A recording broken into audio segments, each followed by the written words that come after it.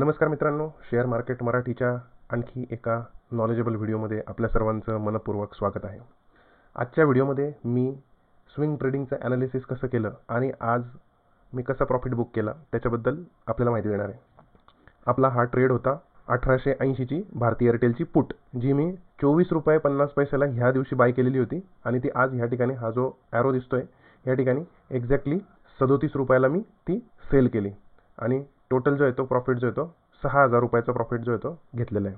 तर हा जो स्विंग ट्रेड होता 4 तारखेला मी ह्या ठिकाणी ही पुट जी ती बाय केलेली होती आणि आज 8 तारीख आहे. 8 तारखेला प्रॉफिट जे ते बुक केलेलं आहे. आता हा ट्रेड मी का घेतला तर तो स्विंग ट्रेड होता. पुट साईडला आपण स्विंग घेतलेला आहे एक. तर तो का घेतला त्याच्याबद्दल आपण ॲनालिसिस करू.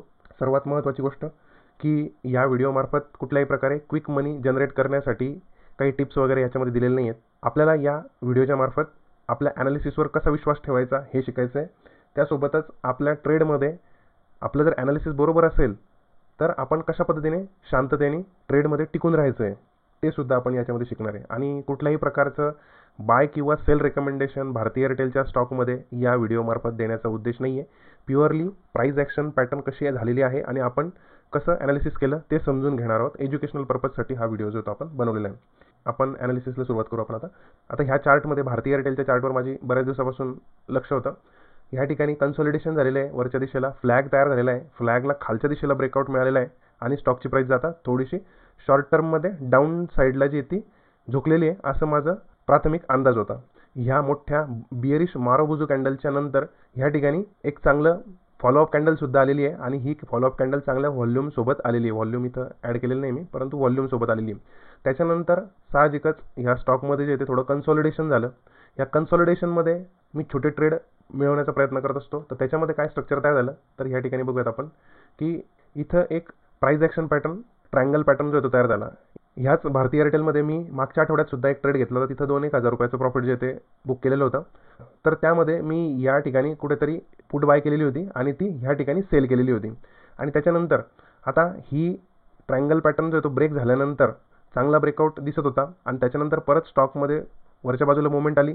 ह्या लेवलला परत स्टॉकची प्राईस रेजिस्टन्स घेईल असा माझा अंदाज होता आणि त्यामुळे मी या ठिकाणी एक पुट जी आहे ती बाय केली. परत तीच 1880ची पुट जी आहे ती बाय केली. स्लाइटली आउट द मनी होती आणि ती पुट जी ती बाय केली 4 तारखेला. हे बघा ह्या ठिकाणी दिसते. ह्या ठिकाणी थोडंसं रिव्हर्सल साईन दिसले त्याच्यामुळे मी ह्या ठिकाणी ती बाय केली. परंतु त्यानंतर काय झालं, एअरटेलची स्टॉकची प्राईस जी ती वर गेली त्यामुळे पुटमध्ये आपल्याला लॉस दिसायला लागला, भयंकर लॉस दिसायला लागला. परंतु मला असं वाटत होतं की आता जे जस्ट हे फ्युचर कॉन्ट्रॅक्ट जे ते सुरू झालेले आहेत, अजून 28 तारखेपर्यंत आपल्याला वेळ आहे म्हणून मी ही होल्ड केली. आणि माझं प्रायमरी ॲझम्पशन जे होतं की 1880पर्यंत तरी स्टॉकची प्राईस जी ती जाईलच. तर त्यामुळे मी ही होल्ड केली. दुसऱ्या दिवशी लॉस दिसायला लागला. तिसऱ्या दिवशी परत मोठा लॉस झाला. साधारणतः 11,000 इन्व्हेस्टेड होते, त्याच्यामध्ये ₹7,000 लॉस दिसायला लागला होता. होल्ड केला मी. आणि त्याच्यानंतर ह्या दिवशी जे आहे ते एक चांगलं साईन जे ते दिसलं ते म्हणजे डेली टाईम फ्रेमवर की ह्या ठिकाणी एक शूटिंग स्टार जो आहे तो चांगला तयार झाला. हे बघा एक्झॅक्टली डेली टाईम फ्रेमवर शूटिंग स्टार तयार झाला आणि तो पण कुठे तयार झाला तर ह्या ठिकाणी एक रेजिस्टन्स लेवल त्याची होती. त्या रेजिस्टन्स लेवलला रेजिस्ट केलं आणि त्याच्यानंतर स्टॉकची प्राईस खाली आली. फॉलोअप कॅन्डलसुद्धा त्या शूटिंग स्टारला आली आणि त्याच्यामुळे मी निश्चिंत राहिलो होतो थोडंसं.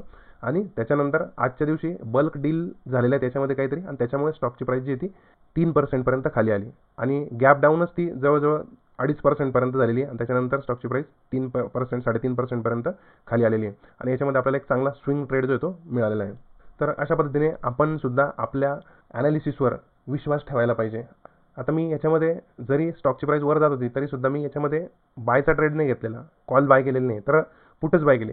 ह्या ठिकाणीवरूनच मला वाटत होतं की परत खाली रेजिस्टन्स घेऊन परत रिव्हर्सल येईल, परंतु तो ब्रेकआउट करून वर गेला आणि ह्या रेजिस्टन्स लेवलला गेला आणि इथून तो खाली आलेला आहे.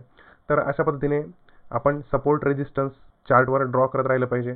ज्या ठिकाणी लोअर टाईम फ्रेममध्ये हायर टाईम फ्रेममध्ये आपले चार्ट पॅटर्न जे आहेत ते ड्रॉ करत राहिलं पाहिजे. कन्सॉलिडेशन ज्या ठिकाणी होतं आहे त्या ठिकाणी आपले चांगले ट्रेड जे ते आपल्याला मिळू शकतात. तर त्या कन्सॉलिडेशनवर आपलं लक्ष जे ते केंद्रित केलेलं पाहिजे आणि ते स्टॉक जे ते वॉचलिस्टमध्ये आपण लावून ठेवायला पाहिजे. त्यानंतर कन्सॉलिडेशन कसं शोधायचं तर त्याच्यासाठी आपण काही व्हिडिओज बनवलेले आहेत. कन्सॉलिडेशन शोधण्यासाठी डार्वास बॉक्सचा पॅटर्नचा कसा वापर करायचा त्याचे आपण रिसेंटली व्हिडिओज बनवलेले आहेत. तर तुम्ही ते व्हिडिओज नक्की बघा, त्याचा तुम्हाला चांगला फायदा जो तो होणार आहे. त्याचे स्कॅनर कसे बनवायचे ते सुद्धा आपण बघितलेलं आहे. तर अशा पद्धतीने एक स्क्रीनशॉट दाखवतो फक्त. हे बघा धनमध्येच अकाउंट आहे.